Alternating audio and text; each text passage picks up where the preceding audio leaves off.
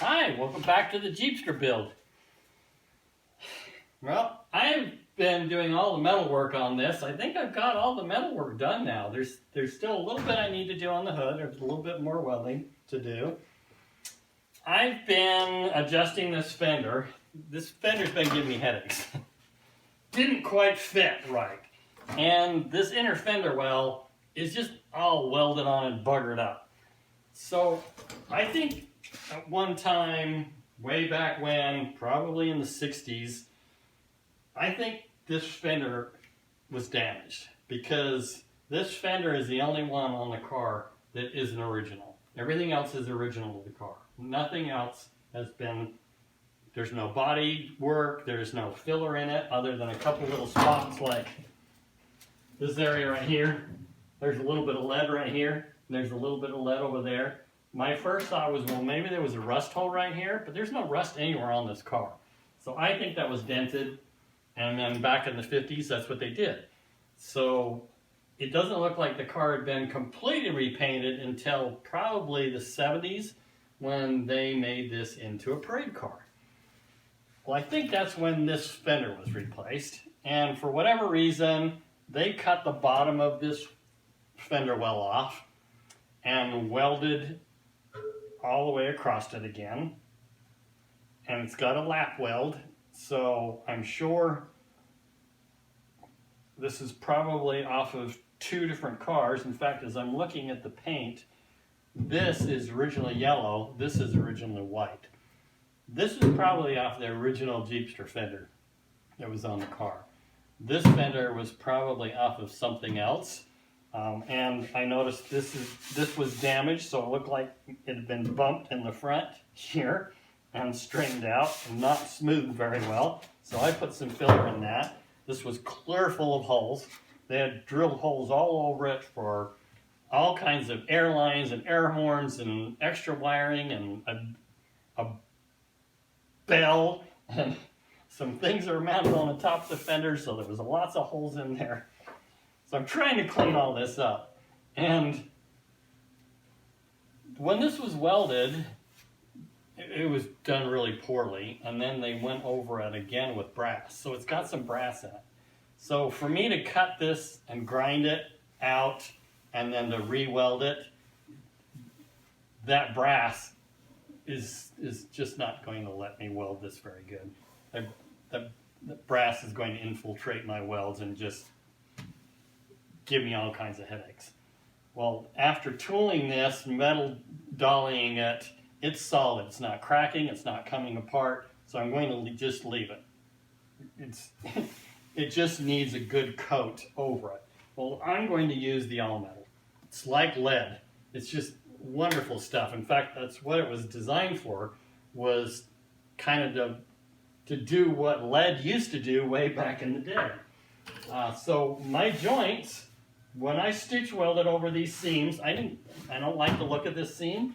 I didn't like the looks of those seams. I didn't like how they were lined up. I couldn't go across this and get it all smooth without a whole lot of filler. So by tooling these and welding those seams in, I can seal them up so no moisture gets in there, and I can flatten them out so that I have this nice, beautiful, straight panel. Same thing with these. And I like the way that came together with the hood and the fender. So by using this all metal, it's hard to sand. It goes on really smooth. I love the way it goes on. But to sand it, you've got to use like a 40 grit sandpaper, 80 grit sandpaper, and you have to sand it before it really gets hard. This doesn't set up quite as fast as regular filler does, but there's this fine line between I'm trying to sand it when it's not quite cured enough and then it's plugging up my sandpaper. What I have found is that if I let it cure like this did, I can sand it with a saw blade. I can get a hacksaw blade. I can literally saw that down and it flattens it out really nicely. And then I just use that as a base. Then I can go back with my regular high quality auto body filler and cover this whole area up. So I'm going to use the all metal along this seam because it's a higher build. I can put it on up to 1/4 of an inch thick. I don't need to go anywhere near that thick, but it has an excellent adhesion, especially for these lumpy welds, and it'll really be able to get worked down in. I can really force it into all that, these little gaps and imperfections, and then smooth it as much as I can, and I don't have to sand it. So then I can go and just scuff it a little bit. I can use my knife, my saw blade, put some deep scratches in it, and then I can just go back and use regular body filler. That's what I did here. This seam I was able to tool, and it had a pretty good weld on it, so I put my body filler right over this. But this is so rough and the weld is so poor that I'll use my all metal for that. And then there's several other areas here where I've welded over all the holes. I've filled all those. This area, I've done a lot of metal work there too. Mixing the all metal is same as mixing auto body filler. The catalyst for this is more like fiberglass. It's liquid. It's not like the pasty stuff that you mix the other. And this has a slipperier, smoother feel to it when you're blending it. A few drops.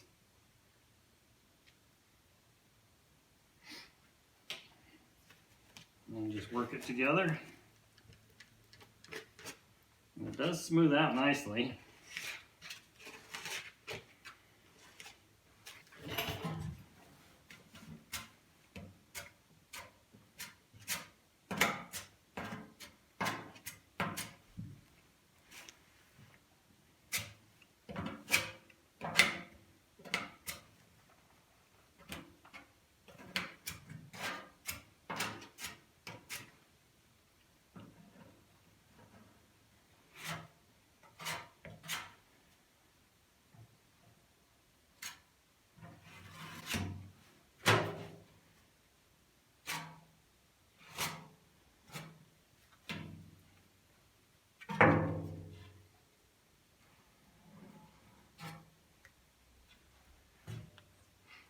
Should have put my gloves on.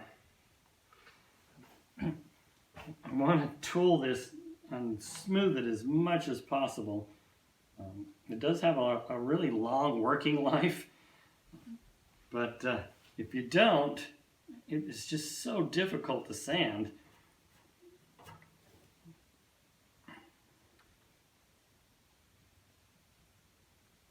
All right, I will mix up another batch and get these other areas. All right, I've got a good coating on all of it. It's not a heavy coat, it's just kind of a medium coat. It's smoothed out really well. You see I have a little bit of a low spot right here that I can just use my regular filler for that. It's a little lumpy along here. I was having a really difficult time getting in here and getting it smooth. It flows well in some ways and it doesn't. So it's interesting to work with. It takes a little bit of getting used to. It goes on completely different than regular filler. But as it's setting up now, I will start having to tool it here in a little bit. So for now, till this sets up a little bit more, we're going to call this good for today for this video. Appreciate you tuning in. Thanks for watching. Give me a like if you like what I'm doing. See you again next time. Goodbye for now.